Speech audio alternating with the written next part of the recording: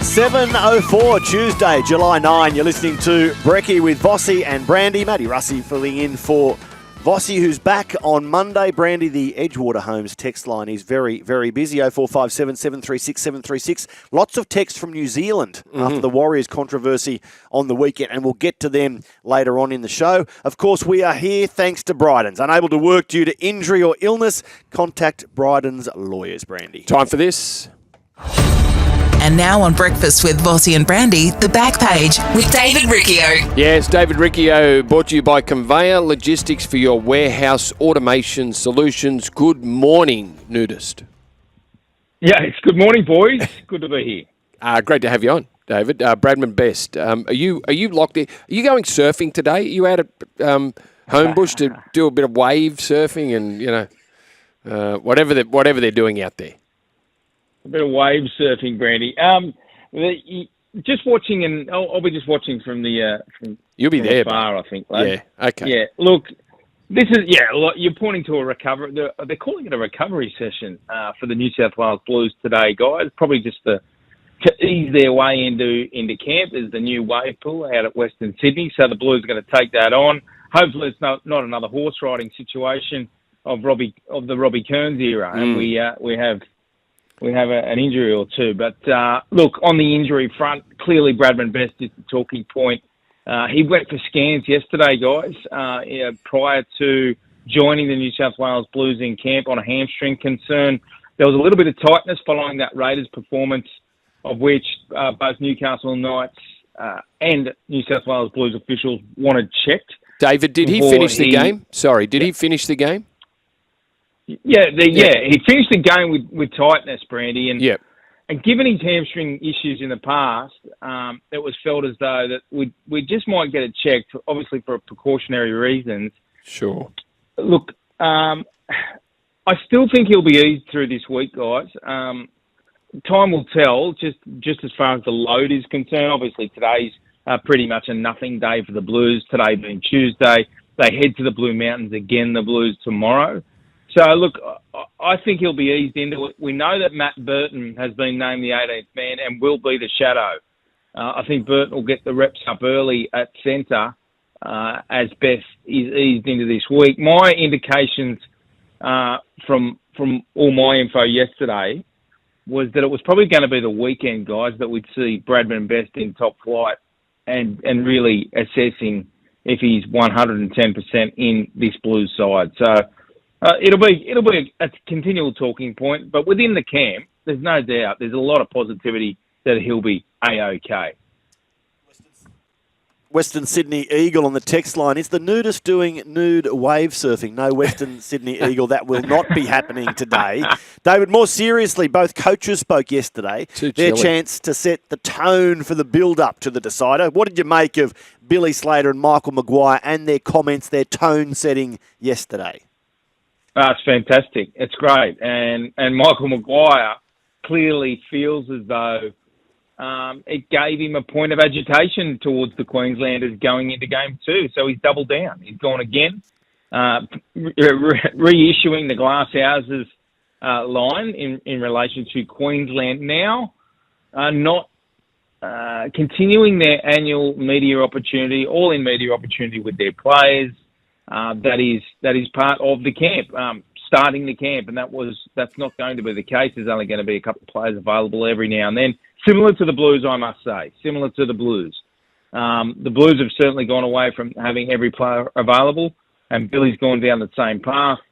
But when Billy talks about, this is Queensland's side, this team is Queensland, and it's for the Queenslanders, pulling back the opportunity for players to talk to the media, ultimately the media selling the story of Queensland to every fan out there. Imagine seeing an opening in the window, you could say, to throw the Glass Houses barb again. Do even Queenslanders get a little bit like, they don't throw up, but just a little bit sick in their mouth when they hear that? We do all Queenslanders. Take it like a true Queenslander. Come on. Anyway, It's all good stuff. Jason Ryles. Now, so Zack Lomax. Was there any problem with Zack Lomax before Ryles was announced, and should this just calm everything now with Zack definitely going to Parramatta? I've got no doubt there were concerns. No doubt in the world, Brandy. When you analyse just what has unfolded over the past 3 months, this is a Zack Lomax that requested a release largely on the basis of wanting to play in the centres. He goes on and plays on the wing, and he is the most informed winger in the game. His mind shifts certainly when Brad Arthur is sacked as Parramatta Eels coach, and rightly so. Rightly so.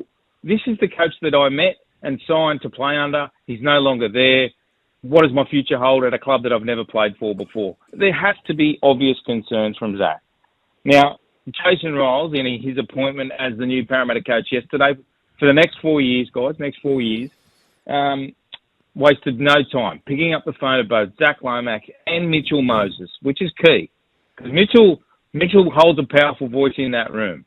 And for the new coach to pick up the phone to Mitch and Zack, who were in Blues camp at the time, to spell out his way forward, I think that speaks volumes in easing any concerns that Zack Lomax had.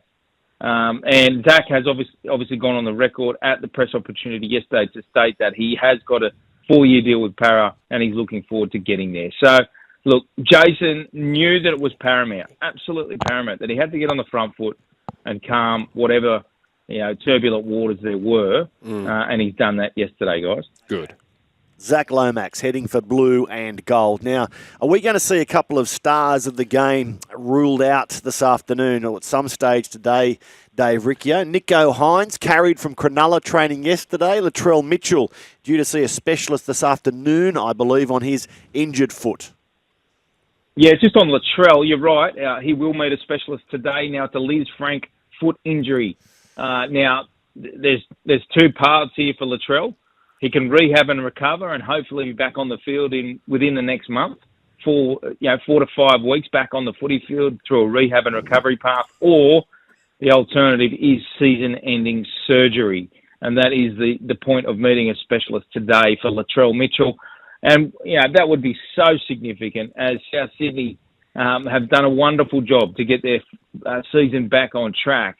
And Latrell's obviously been a massive part of that. So it's a defining meeting today for Latrell Mitchell. Then Nicho Hynes. Guys, from all my spies down at Shark Park, they don't recall a more quieter, sombre Shark Park than yesterday when Nicho Hynes collapsed on the ground screaming and holding his ankle. Now, he was carried from the field. I understand it was at the end of a routine ball work session and Nicho was going jumping to collect to try and retrieve a bouncing kick.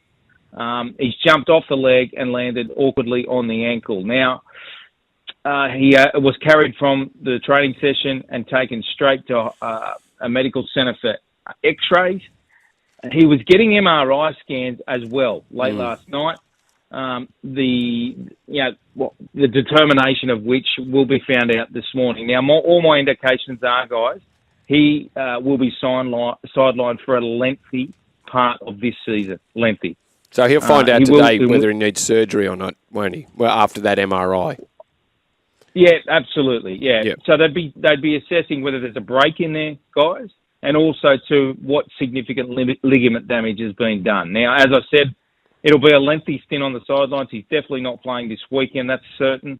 Daniel Atkinson, who has done a job in the past for the Sharks, will come into the halves for Cronulla. But it's a significant blow. You can't understate it. He'll be gone for a long time, guys, and it's only a matter of the actual determination coming out today before we can work that out. Team's Tuesday today, Brandy, so we get Dan Atkinson, as Dave touched on, playing alongside Braden Trindle in the halves. The Sharkies have Wests Tigers on Friday night. Atkinson and Trindle, 2 games together in the halves. Only Brisbane, 2, Melbourne. Win-loss. So 1-1. They're 1-1. I thought they were win-win. Brisbane, Melbourne. Melbourne beat Melbourne. Dan Atkinson on his own played in the halves. Then they combined it against Brisbane. So and they beat Brisbane. They've played Brandy. a handful Yes, of games Nico. together. Yes, Brandy, David. they didn't, guys. They didn't. Brandy, he just sorry, mate. He didn't play against Melbourne. That was the moment where Dan was just called in at the very last minute, and was remembering it was Cameron McInnes just playing this 5/8 half role. Yeah. Ball receiver role. Braden Trindle didn't play that game. No, that's right. It was Dan Atkinson. That's right. Dan's done a job against the Storm, absolutely. The other game they got beat was against Parramatta, clearly by a dominant Mitchell Moses on that occasion. So, but was Nico there then? Was Nico there? Nico didn't play in that game, and he didn't play against Brisbane either, did he? No, he didn't, mate. No. Anyway, so so there's a win-loss there recently without Nico. They've been able to handle the Melbourne and certainly the Brisbane game. They went down against Parramatta, but they beat the Broncos and the Storm without Nico. So that will give them confidence anyway. A little. There's a bit of a shining light there, David. When automation is key to your business's success, trust Conveyor Logistics for your warehouse automation solutions. Good coverage and stay out of the water. I don't think it's heated out there at Homebush. Hey, thank you, boys. Go well. We will. I tell you what, the text line is excited about the prospect of Dave Riccio on a surfboard. This one from the Brisbane Eel. Firstly, regarding Bradman Best. Is the Blue Mountains the best place for a dodgy hamstring? No, we've said that. Lure on a chilly morning. Warm up well, boys. Warm up well, Blues.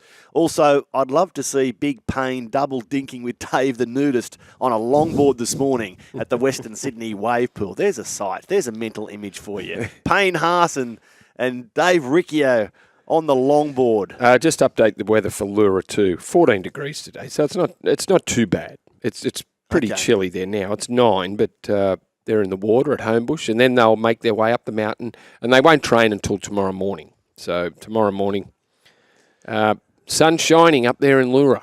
Absolutely. Sonos, experience game-changing sound with Sonos. Best speakers in the business. I hope you're listening to Brekkie with Vossy and Brandy through Sonos speakers at 7:16 this Tuesday, July 9.